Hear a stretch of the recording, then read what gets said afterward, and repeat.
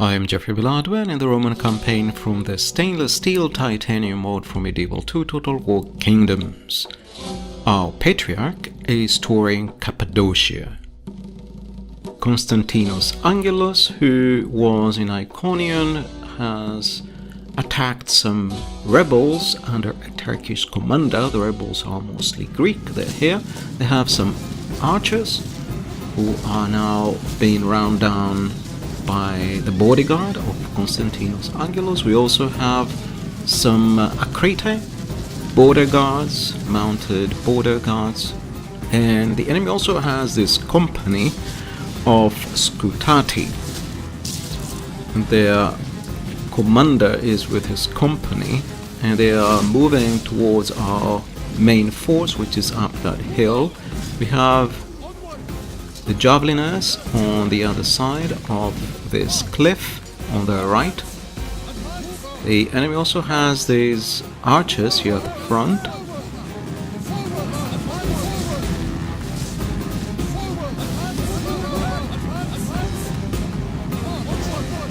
The battle is in our favor.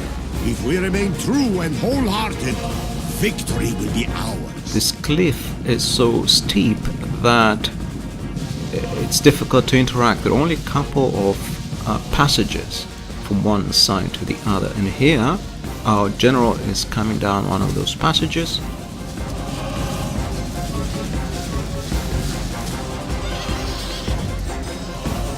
The enemy archers have started firing at our general, and the enemy spearmen attempt to charge our general's bodyguard.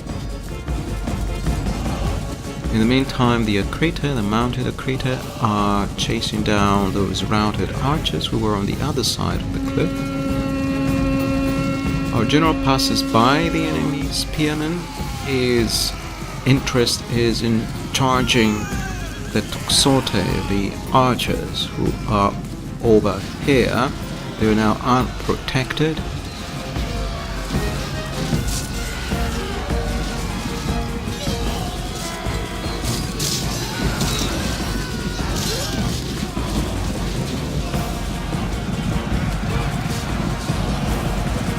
Only half the enemy force remains.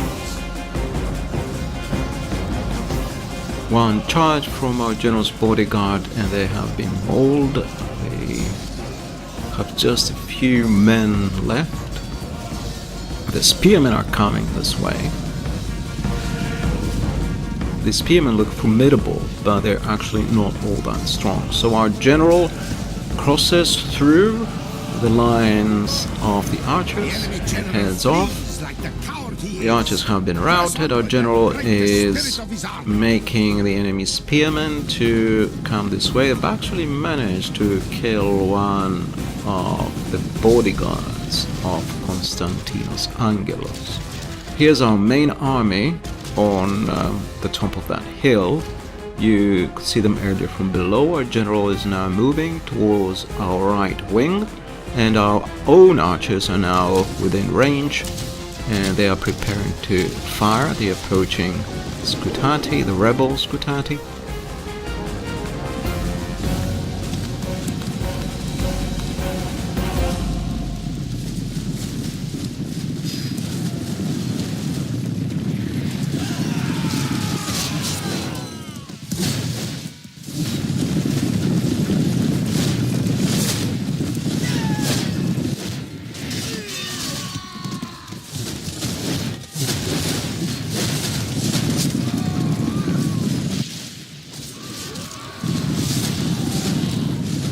They receive a hail of arrows, and they have been routed even before getting to engage with our men.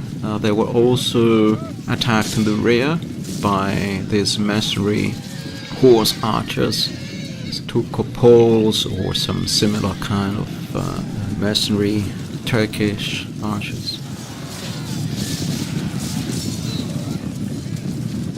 And now they're just run for their lives, and that was an easy battle.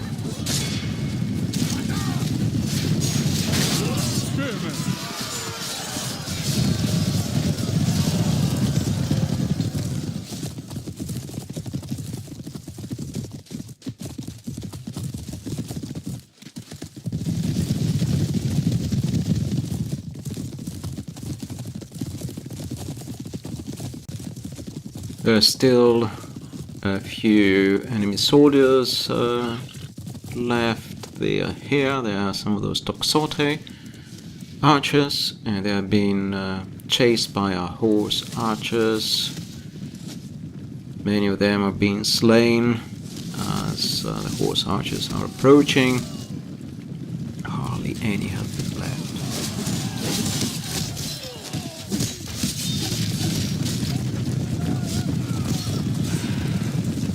This is a clear victory that goes to only men of great virtue and valor. And we've also taken the enemy commander, Captain Kasim, prisoner. So, a clear victory. Konstantinos Angelos has done very well. He has defeated the rebel army, losing only 10 men.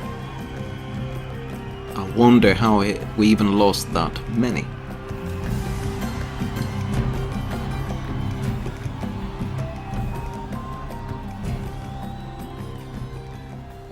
So we've also taken some prisoners. They are released. Blessed Lord, we thank you for delivering us. That is good both for our emperor and for our general. We avoid getting bad traits and we fight honorably. The world will hopefully recognize that. So here is the situation with a faction ranking. These are the top 5 factions, and 3 of them are Muslim factions, and the 2 Christian factions are the Byzantine Empire and the Holy Roman Empire. Here is our capital, Constantinople. The hostilities have ceased between the Turks and Egypt. We have retrained a couple of units. We have now stables in Constantinople. Stathius Lampinos has gained in rank. The Obotrite Duke is dead. And we are nowhere to be seen on the rankings. The Holy Roman Empire is now ahead of us in every regard. We've lost the first place in every respect. Theognostos Kontopavlos is a merchant around Constantinople, and he notices that a Turkish merchant Who is to have some business problems? had acquired one of our businesses. I shall take the foreigner's business. Trade established, good master. And he's acquired the Turkish business in turn. The Turkish merchant was called Iran Ab El Denizli, and he has been acquired by our own merchant. So here are some of our agents. Our diplomat Mattheos Kondralistos is in the Crusader states. He has helped keep the relations with them very good. In fact, they are perfect at the moment. And there are some crusaders coming through our kingdom. That was the English king. Or a simple agreement? How could You have a proposition for us? Stephen de Blois, or Stephen de Blois, more properly. This seems quite reasonable. Another proposition for us then? And the aim here is to improve the diplomatic standards. Well, at present they are reasonable, but we'd like them to get a little bit better than that. And in fact, we have a cunning plan behind all this. So our noble lady and Princess Irene is offering various things to the English king, trying to improve relations with England. Stephen de Blois was the grandson of William the Conqueror. No, we cannot agree to this now. You have another worthy proposal then. Excellent. And relations are still reasonable. Our noble lady is doing the best she can. I do not believe I'm able to accept this. You have further proposals? Please, let us hear them.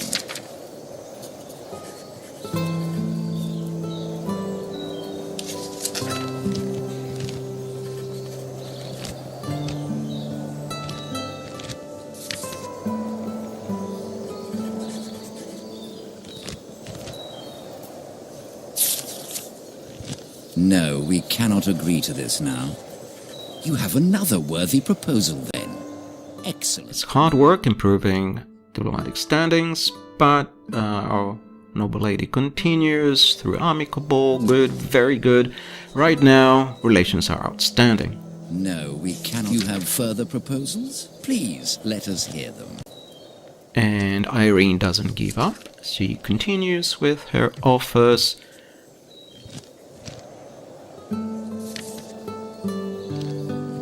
Ladies of the court had an important part in diplomatic arrangements in those days, especially queens who received foreign I diplomats. am not quite. You have another worthy proposal then. Relations remain outstanding.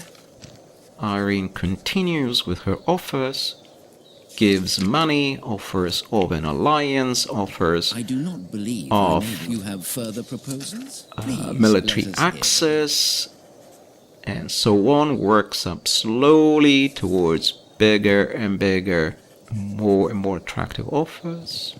No, we cannot.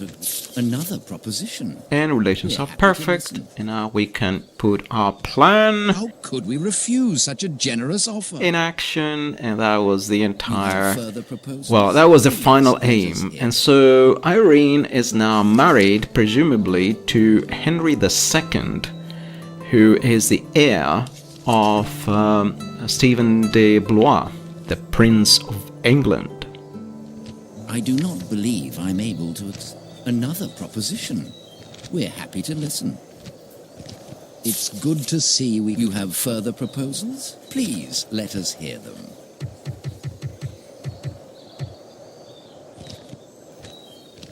Seems like a most reasonable deal to me. Another proposition. We're happy to listen. An honor and a pleasure. Farewell. So that's wonderful. We have a marriage alliance now with England.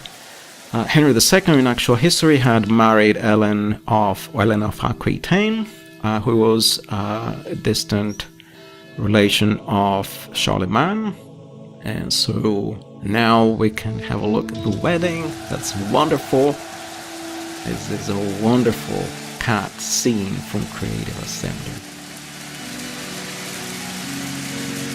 Fantastic. This is just great. Maybe not as good as having been married to someone who was distant relation of Charlemagne, but a lady of the imperial circle of the Byzantine Empire is almost as good, I would say. So the English prince has done well. So Irene de Normandy, actually it's Lord David, it's not Henry II, it's David I, the Prince of England. And relations with England are now perfect.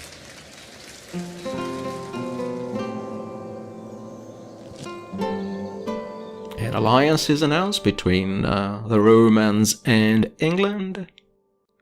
And here are allies. We are also allied with the Holy Roman Empire, the Kingdom of Jerusalem, Kiev, and so on.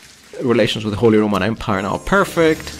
Relations with the Rus, the Kievan Rus are perfect. Byzantine diplomacy at its best. The relations with England are perfect. And this is all very hard. That's not too bad. And we also have Georgia on board. So back to Constantinople, we have the offer to improve our guild. We have now a master merchants guild in Constantinople. There it is, wonderful. Increase in tradable goods, income bonus plus 100, and better training for our merchants. Our Admiral Dionysius in the west attacks a Roman fleet and sinks it, sends it to the bottom of the sea. Plotting course now, my lord. One more time, this is the third time we sink a Roman fleet. There are some rebels near Thessalonica with plenty of Scutati. They are attacked by Nikephoros Melidonis with the help of Captain Bardas. And although those Scutati look formidable when you see them, when you see their card, on the battlefield, they are just a pushover, and so they have been massacred by our general's bodyguard. The enemy Captain Isaacio's barges has been slain. Here are the reinforcements of Captain Bardas. We also have some Akrete here. I do not think really Akrete existed in the European part of the empire. They were mostly active around the areas of Cappadocia and Cilicia. That's the Cilicia in Asia, near the border with the Armenians. And very often there were Armenians, sometimes there were even Saracens and other peoples living in that area. The enemy are overcome. This is a great victory, worthy of only the mightiest of generals. So, heroic victory. The rebels near Thessalonica have been defeated at the loss of 150 men.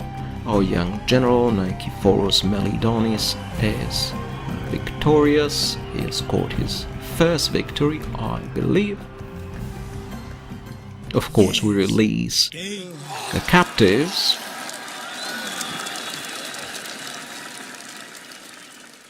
A most honorable victory, my noble lord. And Nikephoros Melidonis is now an aspiring commander. And a promising commander. He's gained in command rank. More crusaders are passing through our kingdom. Here's some Polish crusaders. And this is Sis, near Adana, possibly the same thing as Adana, I'm not sure. But at this time, it was held by the Armenians. He has a very strong Armenian force inside. Noble lord, with God's blessing and yours, we march to battle. We are attacking Sredec, which is the Bulgarian name of Sardica, which was the Roman name. And Sredec is defended by Miklos the Mean. And he is at the head of a rebel Bulgarian army. Our army is commanded by the co-emperor Adrianos the Honorable. Adrianos Komnenos is a non-historical character, the son of Ioannis Komnenos. God will help the faithful prevail. We attack! And here's our prince. Pray now, good men, for intercession of the saints Anthony, Lucia, Christopher, and John of the Cross. If you ride a horse, add good Saint Martin to the list. I would have all the help heaven can provide to our cause. If any man be ill-favored by fortune, I would have him leave our ranks, lest his bad luck infect us all. Our foes are rebels and traitors, and deserve nothing but the edge of a blade upon their stinking necks. And a sword is a merciful end to them, for they should face the gallows. So this is truly a fabulous speech, so well done by Creative Assembly. It's funny, and it's clever, and it's witty.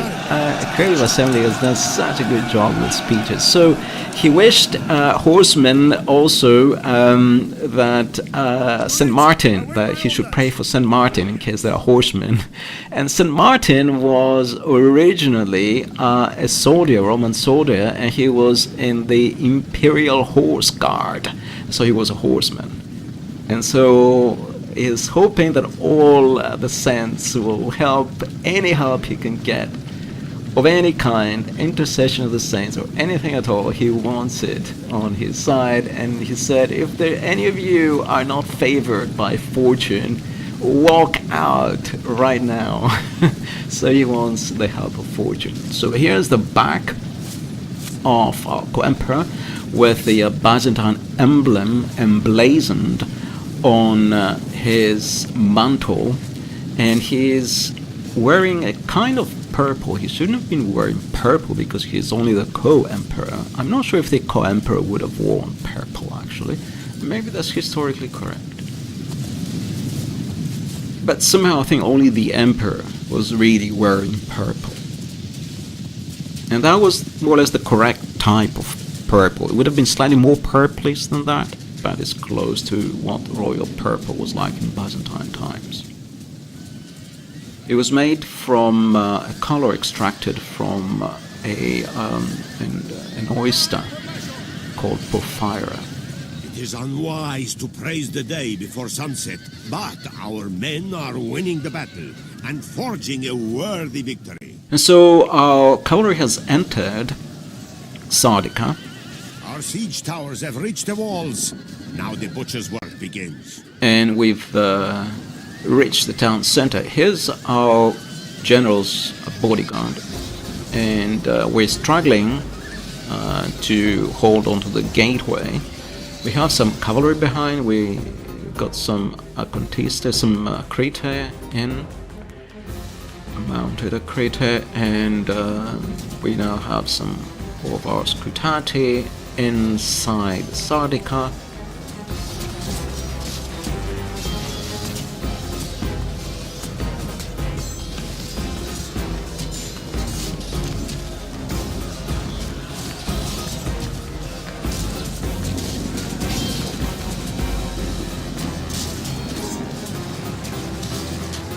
So there's fighting in the streets, there's fighting in the town center, or close to the town center. There's a keep next to the town center. Quite a beautiful map. And here's an enemy horse company, the horse archers, so they're not doing well against our bodyguard, although they killed the bodyguard there. And the enemy commander is here. He's on that horse with a barding. Our own men have cataphract horses, but the rebel general's bodyguard have a barding, so they don't have proper armor. They have horse caparisons.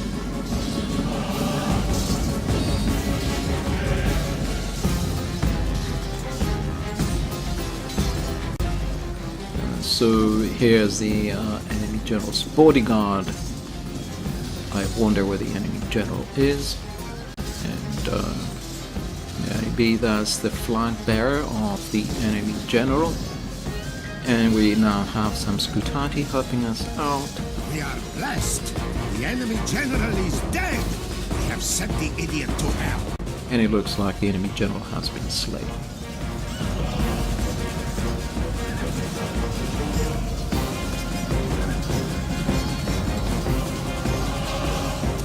So Miklos the Mean, a Hungarian name commanding some Bulgarians, has been slain.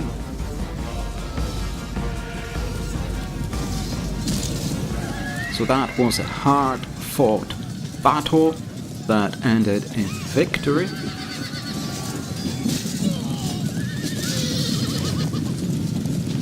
Praise the Almighty! Our enemy has lost his stomach to fight. We must push our advantage. This is a clear victory that goes to only men of great virtue and valor. Our co-emperor and heir, Adrianos Komnenos, is victorious. He lost 426 men, nearly half his army, but he's victorious. That's the main thing. And so Sardica is now ours. God has granted his faithful this victory. Our courage has prevailed. These lands are yours, my lord. So you're sacked, just in case we had issues with the Bulgarian residents. Mostly I try to occupy if there's Christian cities, but anyway, so here's the Hungarian army, our allies that were there, but they didn't help this time. That's fair, we didn't help them last time. And so back to Cappadocia. This is near Iconium. There's been a war declared between the Holy Roman Empire and Denmark. It looks like the HRE attacked Denmark. We have some retrained units, some new buildings. Thessalonica now has a port. That's very useful. some new royal births, various new traits for our generals. We are still nowhere to be seen on the top rankings. A foreign merchant strikes unsuccessfully. Venice now has laid siege on Avalon, so Venice has gone on the offensive. Our Patriarch is moving towards Cilicia, towards the south, towards Adana and Tarsus. A strong Turkish army has appeared outside Sebastia. Let's hope they don't cause us trouble. They have plenty of cavalry. A heretic has appeared, Andronicus Caramius. We have failed to denounce him at first, but eventually we succeeded in silencing him. We have plenty of priests around this area, so one of them was eventually successful. And his name was Euthemius Menonares, and now he's a servant of God. Here is the English king. He is on his way to the Holy Lands. He's now approaching Constantinople. Stephen de Blois. Relations with the Holy Roman Empire are perfect. And a battle is about to take place. The Venetian general Captain Domenico has laid siege on Avalon. Alexius Palaeologus is defending Avalon, and he has some help from one of our captains, Captain Alexios, the enemy commander. Domenico has been slain at the start of the battle. That is a bad omen for the Venetians. Captain Domenico is dead. And here's our army. The Venetians have engaged our line, but suddenly they all rout as soon as they heard of the news that their commander has been slain. They are all fleeing the field of battle, and we were about to encircle them, but we won't be able to. They're already running. Our generals at the top of the hill. So that was not even a battle, really. So what happened is that Alexius Palaeologus charged the enemy general's bodyguard, who were some levies, killed them, killed the enemy commander, and then the rest of the Venetian army, who are also levies, just routed. So that is the big problem with this mode. Basically, you don't need an army, you just need a general. You can win battles without an army, just with generals. I mean, the army hardly did anything in this battle. And, I mean, this isn't right. This isn't really a strategy game. This is stupid, honestly. I mean, come on, you have to do something about this. I mean, this is a strategy game.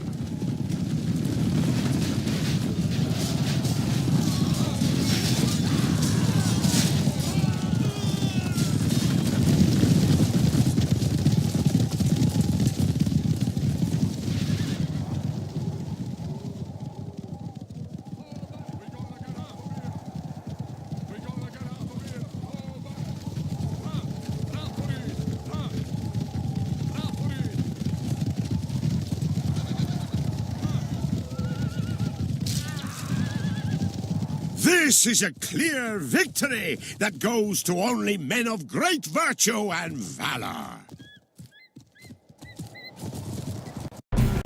So that was another great victory. We lost 15 men, God knows how. Must have been killed by friendly fire or something. The enemy just engaged us for like a few seconds and then they run. Now they killed a few men, they killed 18 of our men. Somehow they killed a few men, I don't know how they managed. And so we Venice ransoms the prisoners, and we made a little bit of a profit on the side from that battle. And the Venetian chancellor is in Ragusa. Okay, so another sea battle. No, another battle against the Normans of Sicily, and all they do is surround. They've been attacked by a general here.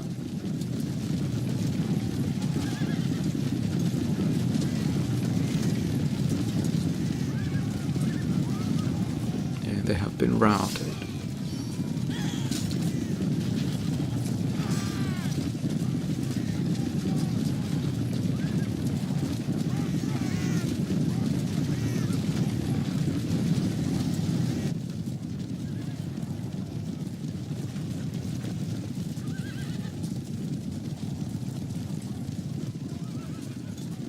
So battles involve attacking with your general, routing the enemy army, and collecting prisoners. And every single battle so far, except for a couple of sieges, every open field battle is like this. You just have to kill the enemy commander and then take the rest of the army prisoner with your general.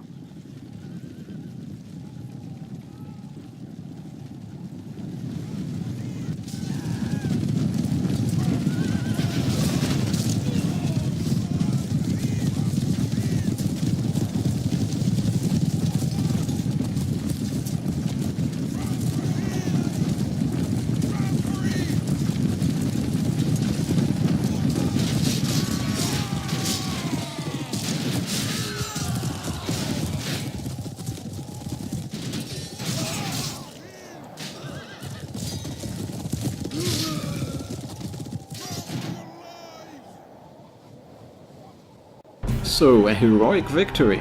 We only lost 2 men. We killed 355 and lost 2. And so, Alexius Comnenus Ducas is victorious. He also got some prisoners that are ransomed by Sicily. And that was the last battle for today. Thank you for watching.